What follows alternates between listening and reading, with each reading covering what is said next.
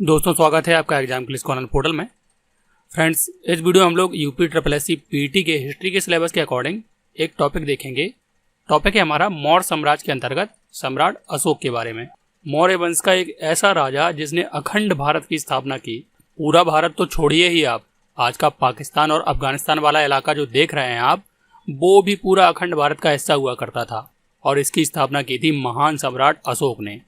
History में दो ही शासकों को महान कहा गया है, एक महान सम्राट अशोक और दूसरा अकबर महान। तो जब हम मुगल वंश के बारे में डिस्कस करेंगे तो अकबर के बारे में भी पढ़ेंगे। अभी हम देखते हैं इनके बारे में कौन कौन से क्वेश्चन बनते हैं। इससे पहले भी मैं हिस्ट्री के वीडियो बना चुका हूं, जैसे कि आपका सिंधु घाटी सभ्यता, वैदिक काल और बौद्ध धर्म, जैन धर्म, इनको बहुत बढ़िया से कवर किया है। आप वीडियो खत्म होने के बाद इन वीडियो को देखेंगे तो आपको जरूर लाभ होगा। जो आपका यूपी SSC पीटी के एग्जाम में जो जीके का सेक्शन है उसमें 50 में 50 मार्क्स गेन करने में बहुत हेल्प करने वाला है। और यूपी SSC पीटी क्या, कोई भी एग्जाम हो, चाहे वो SSC GD हो, ग्रुप डी हो, NTPC हो या UPSI का एग्जाम हो, सारे एग्जाम में ये काम में आने वाला है। तो देख लेते हैं पहले हम लोग हमारे सिलेबस में कहाँ पर मेंशन है। ये देखिए, यहाँ पर हिस्ट्री का सिलेबस दिया हुआ है और यहाँ पर पढ़ना है हमें मौर्य वंश के बारे में। मौर्य वंश में हमें पूरा नहीं पढ़ना है, केवल सम्राट अशोक के बारे में पढ़ना है। और इससे पहले हमने 3 वीडियोज़ में देख लिया था, एक में सिंधु सभ्यता, एक में वैदिक संस्कृति, और दोनों धर्मों का तुलनात्मक अध्ययन पिछले वीडियो में देखा था। और इसके बाद हम लोग गुप्त वंश पढ़ेंगे, जिसमें केवल 2 व्यक्तियों के बारे में पढ़ना है, समुद्रगुप्त और चंद्रगुप्त द्वितीय। उसके बाद एक एक करके हम सारे टॉपिक देखेंगे।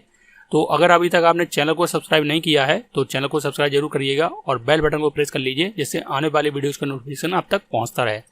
देखिए फ्रेंड्स, इसके सिलेबस में क्या है कि हिस्ट्री के जो मेन टॉपिक है हमें वही पढ़ना है। जैसे मौर्य वंश में केवल सम्राट अशोक पढ़ना है, उसके बाद उन्होंने सीधा गुप्त वंश दे दिया। तो पढ़ेंगे तो हम लोग केवल इन्हीं व्यक्तियों के बारे में डिटेल में, लेकिन अपनी समझ को डेवलप करने के लिए हम हिस्ट्री का थोड़ा सा बैकग्राउंड देख लेते हैं पहले। इसको एक तरीके का फाउंडेशन कह लीजिए आप, क्योंकि इससे आपकी जो चीज़ें हैं हिस्ट्री में वो बहुत ज़्यादा क्लियर हो जाएंगी। तो देखिए, अभी आप जानते हैं वर्तमान में चल रहा है सन 2021, और उससे पहले कभी ना कभी सन 2000 रहा होगा।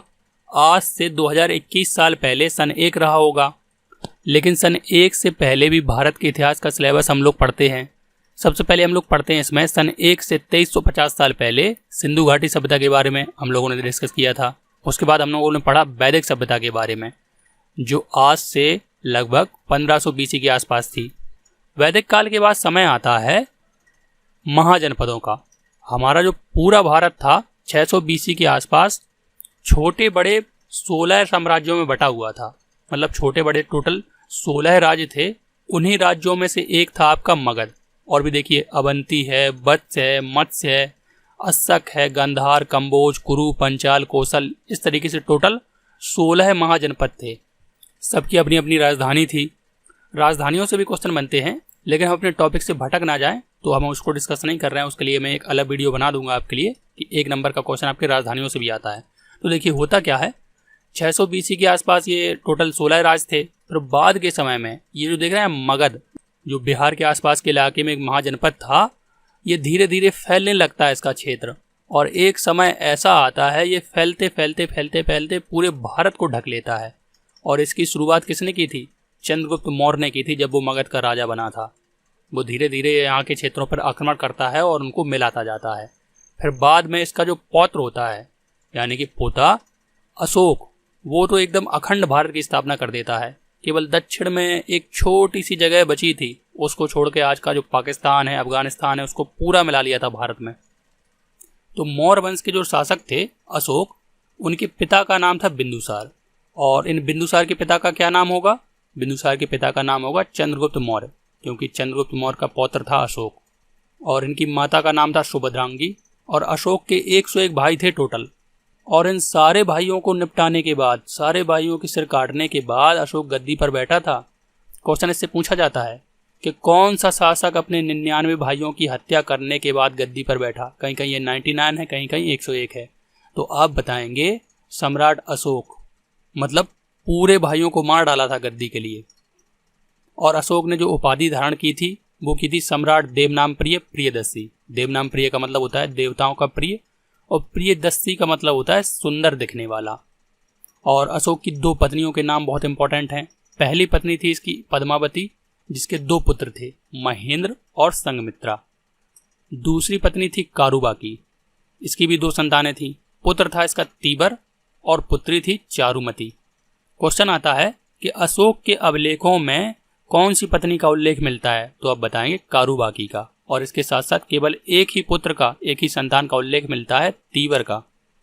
और महेंद्र और संघमित्रा से क्वेश्चन क्या बनता है कि अशोक ने बौद्ध धर्म के प्रचार के लिए महेंद्र और संघमित्रा को श्रीलंका भेजा था और चारुमती को भी भेजा था बौद्ध धर्म के प्रचार के लिए। कहाँ? नेपाल भेजा था। तो बौद्ध धर्म के प्रचार करने के बारे में तो हमने देख लिया। अब देखते हैं जो राजा था अशोक, वो गद्दी पर कब बैठा। तो दरअसल ये बात थी कि अशोक के जो पिता थे बिंदुसार, कुरूप होने के कारण बिंदुसार ने अशोक को कभी अपना पुत्र नहीं माना था। उसने सुसीम को अपना अगला राजा बनाया था, मतलब बनाना चाहता था, लेकिन अशोक ने सुसीम को भी मार डाला था। सुसीम को कैसे मारा था, बड़ी इंटरेस्टिंग कहानी है। अगर आपको पूरी कहानी देखनी हो अशोक के बारे में तो आप एबीपी न्यूज का एक प्रोग्राम है भारतवर्ष के नाम से, आप उसको देखिए, आपको बहुत ही इंटरेस्टिंग लगेगी। लेकिन हम उस कहानी को तो डिस्कस नहीं कर सकते, तो हम केवल फैक्ट वाइज चीज़ों को देखेंगे जो क्वेश्चन एग्जाम में बनते हैं। तो अशोक को गद्दी प्राप्त करने में एक व्यक्ति ने बहुत सहायता की थी, उसका नाम था राधागुप्त। ये जो राधागुप्त है ना, जिस तरीके से चंद्रगुप्त मौर्य की सहायता की थी चाणक्य ने, उसी तरीके से राधागुप्त भी चाणक्य का पोता था, जिन्होंने चंद्रगुप्त मौर्य के पोते अशोक की सहायता की थी गद्दी प्राप्त करने में। तो बढ़िया कॉम्बिनेशन है। फिर क्वेश्चन आता है कि अशोक का राज्याभिषेक कब हुआ था? तो अशोक का राज्याभिषेक हुआ था 269 बीसी में। और राज्याभिषेक होने के 3-4 साल बाद एक घटना घटी जिसने अशोक को बहुत प्रभावित किया। क्या घटना थी कि एक सुसीम का पुत्र था निग्रोध नाम का, वो एक दिन अशोक के दरबार में आ गया। तो जब अशोक ने अपने सभी भाइयों को मार डाला तो वो निग्रोध को कैसे छोड़ता। लेकिन निग्रोध के चेहरे पर थोड़ा सा भी डर नहीं था, ना तो बदले की भावना थी, वो एकदम शांत था। ये बात देखकर बिल्कुल अशोक भौचक्का रह जाता है, क्योंकि निग्रोध जो था वो बौद्ध धर्म का अनुयायी था। तो उसके शांत चित्त को देखकर अशोक के मन में भी थोड़ा थोड़ा बौद्ध धर्म के प्रति रुझान पैदा होने लगा था। क्वेश्चन आता है यहीं से अशोक के मन में बौद्ध धर्म की भावना उत्पन्न हो जाती है। लेकिन अभी उसने बौद्ध धर्म को अपनाया नहीं है, अपनाएगा कलिंग के युद्ध के बाद। और कलिंग का युद्ध हुआ था 261 बीसी में। क्वेश्चन से ऐसा पूछा जाता है कि राज्याभिषेक के कौन से वर्ष अशोक ने कलिंग पर चढ़ाई की? तो आप बताएंगे 8वें वर्ष। और कलिंग का राजा उस समय कौन था? तो कलिंग का राजा था नंदराज। आप लोग टिक कर देते हैं खारबिल को, जो कि बिल्कुल गलत है।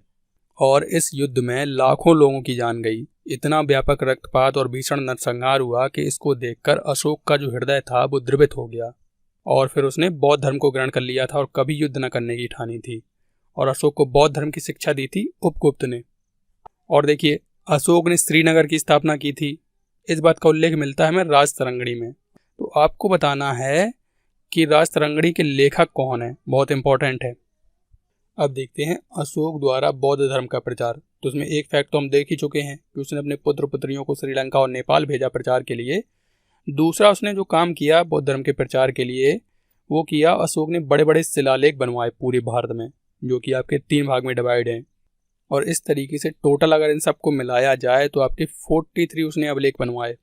और इसके अलावा उसने बहुत सारे चिकित्सालय बनवाए, सड़कें बनवाई, और जो भी जनमानस के उपयोग के लिए जरूरी थी वो सारे काम करवाए जनता की भलाई के लिए। इसमें एक चीज़ याद रखना है, इससे क्वेश्चन बनता है कि उस समय जो भाषा बोली जाती थी प्राकृत, सारे शिलालेखों की भाषा अशोक ने वही रखी और उनकी लिपि थी ब्राह्मी। और बाद में इस प्राकृत भाषा को लोगों ने बोलना छोड़ दिया, क्योंकि समय के साथ साथ भाषा भी बदलती रहती है। अब हम लोग हिंदी बोलते हैं। तो इन अभिलेखों में क्या लिखा है, समय के साथ हम पढ़ना भूल गए। और फिर एक अंग्रेज आया था जेम्स प्रिंसेप, उसने सबसे पहले 1837 में पढ़ा था कि इन अभिलेखों में लिखा क्या है। तो इससे भी बहुत क्वेश्चन बनता है कि अशोक के अभिलेखों को किसने पढ़ा था? जेम्स प्रिंसेप ने पढ़ा था।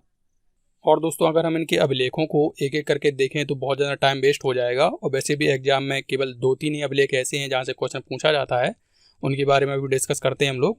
और अगर इनको आपको पूरे अभिलेखों को देखना है तो इससे रिलेटेड जो मैप है वो मैं आपको टेलीग्राम चैनल में दे दूंगा। आप टेलीग्राम चैनल ज्वाइन कर लीजिए, तो वहाँ से आपको मिल जाएगा। इंपॉर्टेंट में बस आपको इतना ही याद रखना है जिनसे क्वेश्चन आता है कि जो इसके 14 बड़े शिलालेख हैं वो 8 मेन स्थानों से मिले हैं।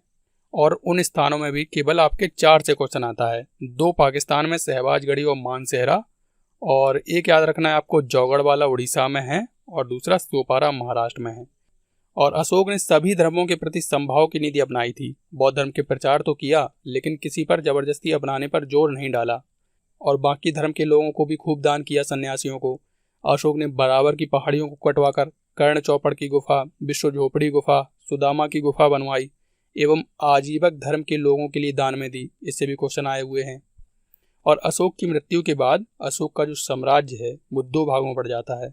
पश्चिमी जो भाग था उसका राजा बनता है दशरथ और पूर्वी भाग था संप्रीति। हालांकि ये इतने ज्यादा योग्य शासक सिद्ध नहीं हुए, किसी ने 5 साल शासन किया तो किसी ने 8 साल।